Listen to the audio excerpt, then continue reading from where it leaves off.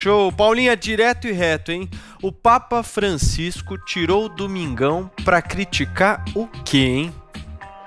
Domingo, dia de São Francisco de Assis, foi quando o Vaticano divulgou a terceira encíclica assinada pelo Papa Francisco, intitulada Fratelli Tutti, Todos Irmãos, hein? O documento traz uma mensagem com forte apelo social e críticas ao neoliberalismo e ao populismo. Segundo o Papa, o coronavírus despertou a consciência de o mundo ser uma só comunidade, onde o mal de um prejudica a todos. Falou sobre a fragilidade dos sistemas perante a pandemia e como isso evidenciou que nem tudo se resolve com a liberdade de mercado. Francisco fez duras críticas ao populismo que usa os mais vulneráveis para atender aos interesses econômicos dos poderosos.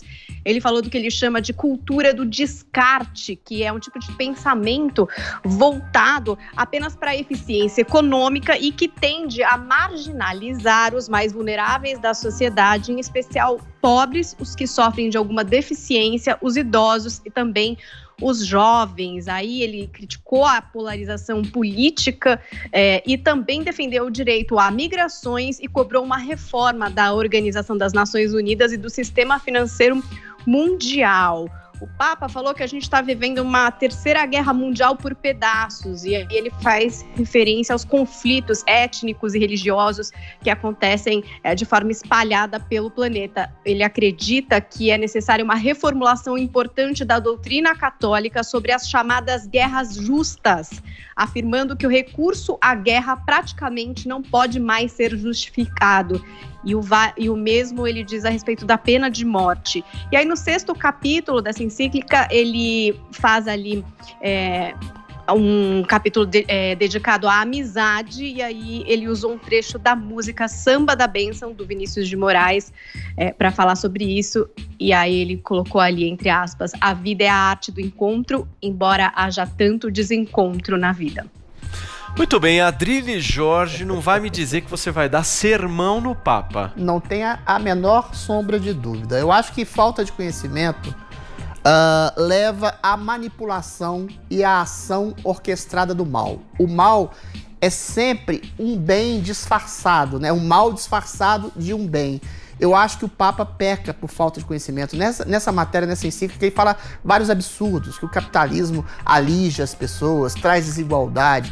O problema, meu caro Papa, é a pobreza, não é a desigualdade. O Papa fala em injustiça, mas recebe o Lula. O Papa recentemente fez críticas exatamente à exploração da Amazônia, à destruição de povos indígenas, quando tudo que o governo brasileiro quer fazer é exatamente dar fomento, dar dinheiro, dar possibilidade, mais recursos para as populações indígenas. Essa crítica acerba e equivocada ao capitalismo também, historicamente, não se fundamenta. Nos anos 90 para cá, 2 bilhões de pessoas foram tiradas abaixo da linha de pobreza graças ao advento do capitalismo liberal, que é o único sistema que inclui as pessoas através do incentivo ao trabalho e à prosperidade. O que a gente tem que destruir e lutar contra, meu caro Francisco, é a pobreza. Agora, o Papa silencia completamente aos desmandos socialistas de governos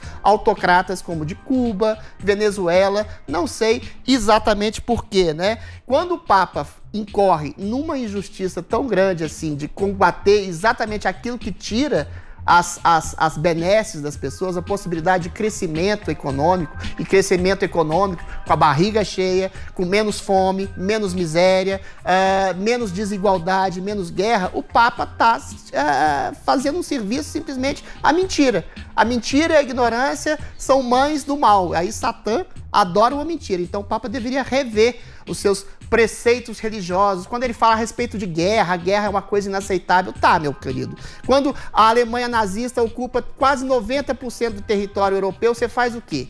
Você faz como Mahatma Gandhi? Vamos nos suicidar todos em nome da paz? Ou seja, a luta, dar a outra face, não é exatamente deixar o inimigo te massacrar. É dar a outra face da possibilidade violenta de um amor incondicional a querer mudar aquele que quer te violentar. Inclusive, a poder perdoar aquele que quer te violentar, mas não é deixar a pessoa te violentar. Isso é um clichê pacifista da pessoa que se deixa violentar pelo mal. O capitalismo melhorou a vida das pessoas, o liberalismo se soma, é o único tipo de recurso de liberdade econômica que se soma à democracia liberal. O socialismo, não há nenhum tipo de outro sistema que se casou com a democracia liberal. O Papa incorre numa série de erros históricos, conceituais e factuais. O Papa fala em perdão, fala em justiça e recebe Lula. O Papa fala em desigualdade, criticando o capitalismo, mas esquece que o que mais causa pobreza e igualdade na miséria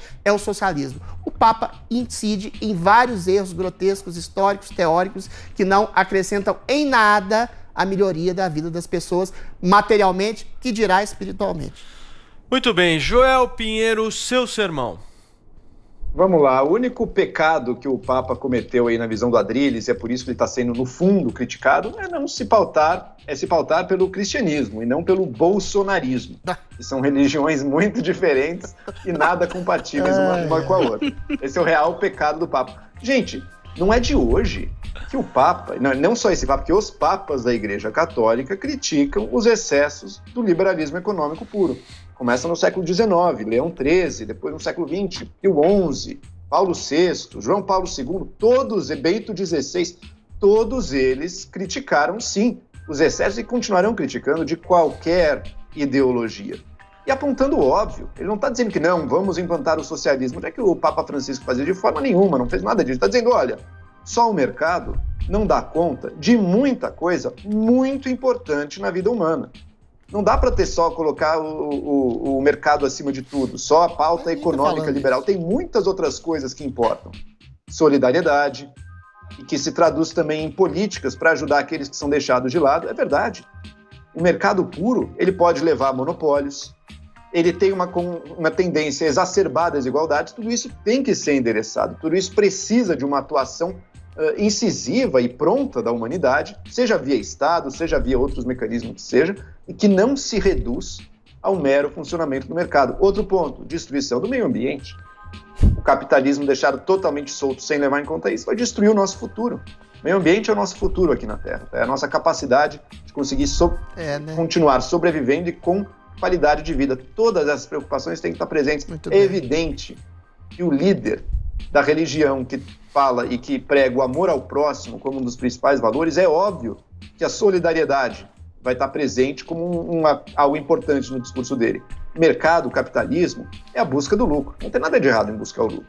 É parte da nossa vida ter a nossa ambição pessoal, mas não vai me dizer que é o único valor.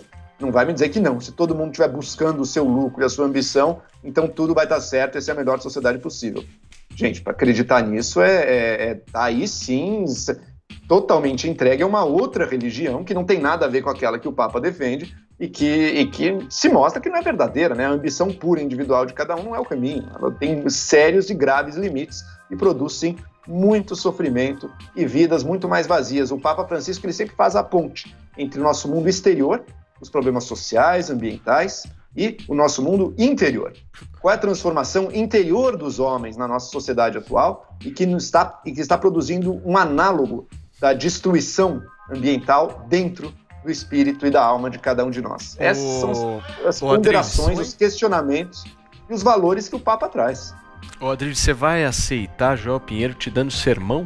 Pois é, claro que não. É pecado ominoso contra a instituição do liberalismo. O mercado, Joel, o liberalismo, o capitalismo, em nenhum momento ele se coloca contra um princípio de solidariedade. Essa crítica é muito antiga, é muito azeda. Você falou do João Paulo II, do próprio Ratzinger, só que eles faziam uma crítica incisiva e massacrante de todo o princípio ditatorial, comunista, socialista. O Papa nem passa mais. Agora, eventualmente, essa preocupação anódina que o Papa tem em relação ao meio ambiente, que ele não dá nenhum tipo de dado, eu tendo a desconfiar muito, porque, volto a dizer, o IDH, o Índice de Desenvolvimento Humano das pessoas que moram, por exemplo, na região amazônica, que é o seio da selva no mundo, né, é o pior do país.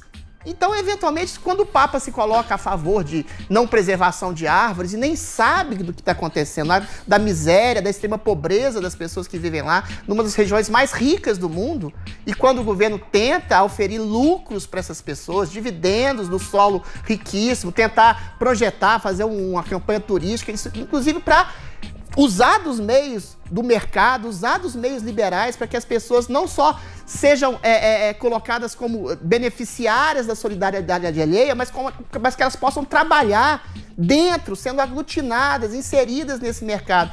Esse tipo de superficialismo do Papa é muito irritante.